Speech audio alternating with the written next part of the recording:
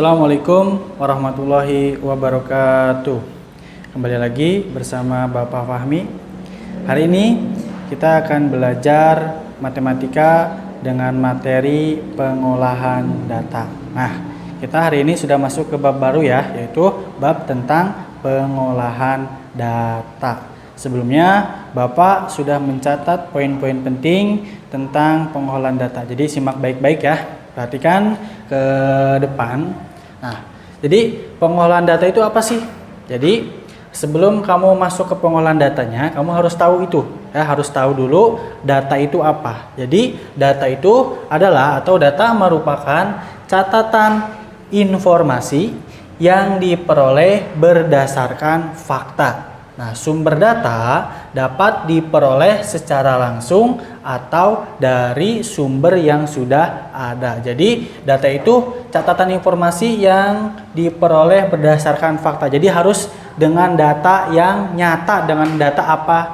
Data yang fakta ya. Jadi, tidak boleh datanya itu berbohong datanya itu. Jadi, harus datanya itu berdasarkan fakta. Nah, jadi sumber data juga dapat diperoleh dari secara langsung atau dari sumber yang sudah ada. Nah, tadi kita sudah mengetahui ya data itu apa. Jadi Bapak ulangi lagi, data itu merupakan catatan informasi yang diperoleh berdasarkan fakta. Nah, sebelumnya atau setelah kita tahu data itu, nah jadi kita akan belajar selanjutnya tentang menyajikan data ya, menyajikan data dalam bentuk tabel ya. Tahu kan, kamu pasti tahu ya tabel itu ya. Jadi sudah pernah dipelajari, kamu sering lihat tabel itu seperti apa.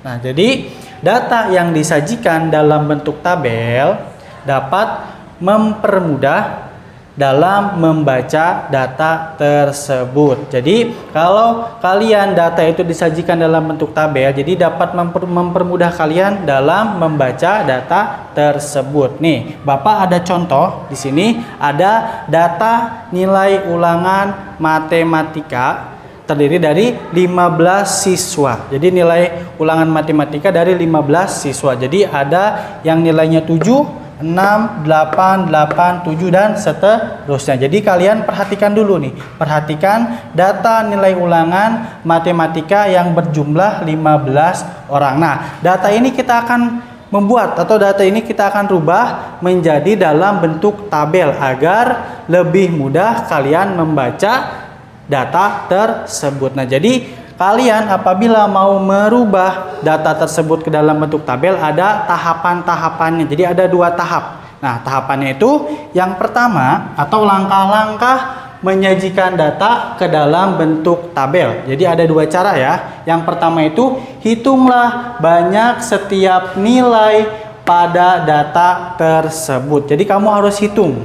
Misalkan di sini kan tadi nilainya itu ada berapa aja sih? Si siswa ini dari 15 siswa itu nilainya ada nilai 6, ada nilai 7, ada nilai 8 dan ada nilai 9. Nggak ada nilai 10. Jadi rentangnya itu dari nilai 6 sampai nilai 9. Sudah kalian ketahui ini, misalkan nilainya ada nilai 6 sampai nilai 9. Nah, kita hitung si nilai 6 itu ada berapa orang.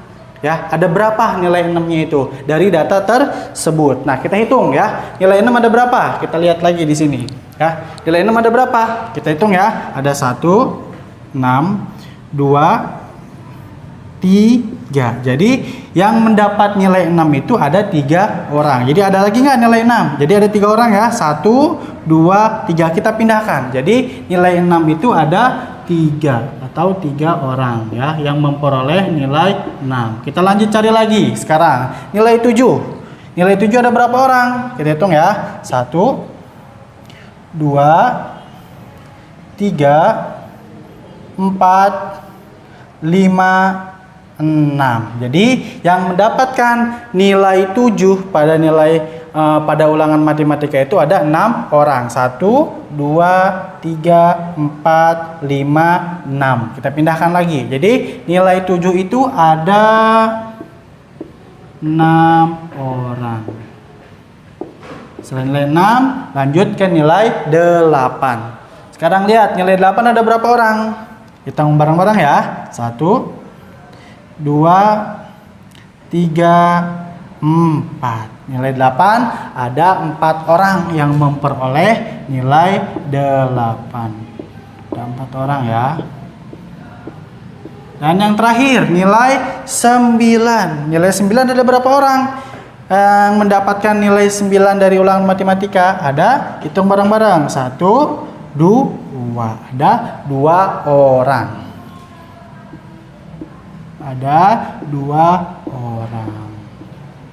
Jadi kalian harus hitung dulu ya. Kalau misalkan memindahkan data ke dalam bentuk tabel, jadi ada 2 tahapan. Yang pertama itu kamu harus hitunglah banyak setiap nilai pada tersebut. Tadi udah kita hitung ya. Nilai 6 ada 3 orang. Harus teliti menghitungnya ya, jangan sampai keliru. Nilai 7 ada 6 orang. Nilai 8 ada 4 orang. Dan nilai 9 ada 2 orang. Setelah semuanya ketemu, ada berapa orang yang mendapatkan nilai-nilai tersebut, sudah kita hitung jumlahnya. Lalu kita lakukan buat tabelnya. Lihat di sini tabelnya. Di sini ada 2 kolom ya, tabelnya ya. Yang pertama itu kolom pertama itu ada kolom nilai ya. Ada kolom nilai. Nilainya ada berapa aja tadi? Nilai 6, nilai 7, nilai 8, dan nilai 9. Ini di kolom nilai. Langsung yang kedua, kolom yang kedua itu ada banyaknya siswa. Tadi sudah kita hitung ya, jumlahnya dari setiap nilai itu ada berapa orang yang mendapatkan nilai tersebut. Kita tinggal pindahkan. Yang sudah kita buat, yang sudah kita hitung, kita pindahkan ke dalam bentuk tabelnya ini. Ada kolom yang kedua itu ada banyaknya siswa. Karena yang kita hitung itu ada berapa yang mendapatkan nilai 6 sampai nilai 9. Kita pindahkan ya. Tadi nilai 6 itu ada berapa siswa? Ada 3 siswa. Tinggal memindahkan aja karena sebelumnya sudah kita hitung. Nilai 7 ada 6. Nilai 8 ada berapa? Ada 4. Nilai 9 ada berapa? Ada 2. Jadi kalau di sininya sudah salah menghitungnya, kamu keliru, pasti ke dalam bentuk tabelnya pun pasti akan salah. Karena kalau misalkan kita udah buat tabel, pasti mengikuti dari jumlah yang sudah kita hitung ya. Tinggal dihitung jumlahnya ada berapa semua siswanya itu. Tadi ada berapa? Pasti ada 15 siswa. Kita cek lagi ya, bener nggak ada 15 siswa. 3 tambah 6 9. 9 tambah 4 13. 13 tambah 2 yaitu ada 15 ya. Jadi semuanya itu ada 15 siswa. Jangan sampai ketika hitung di sini lebih 16. Berarti kalau di sininya ada 16, berarti kamu ada yang salah menghitung. Jadi harus sesuai antara dalam bentuk tabel dengan datanya. Jadi kamu lebih mudah kalau membaca tabel dalam bentuk membaca data dalam bentuk tabel. Kalau yang seperti ini agak sulit ya. Tapi kalau sudah dirubah ke dalam bentuk tabel itu akan lebih mudah. Jadi nilai 6 itu ada 3 siswa. Nilai 7 ada 6 siswa. Nilai 8 ada 4 siswa, dan nilai 9 ada 2 siswa. Jadi semuanya jumlah nilai ulangan matematika itu ada 15 siswa. Nah, sampai situ paham? Nah, mudah-mudahan bisa dipahami ya. Di buku paket sudah ada, tinggal kamu baca yang teliti langkah-langkah menyajikan data ke dalam bentuk tabel. Ini Bapak disingkat, jadi ada 2 ya. Yang pertama itu hitunglah banyak setiap nilai pada data tersebut. Nah, yang kedua itu kamu buat bentuk tabelnya. Ini Bapak ada 2 kolom ya.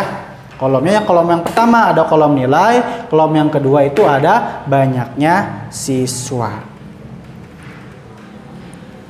Baik, anak-anak, mungkin cukup untuk materi hari ini. Mudah-mudahan kalian dapat memahami dengan baik. Kurang dan lebihnya mohon maaf. Wassalamualaikum warahmatullahi wabarakatuh.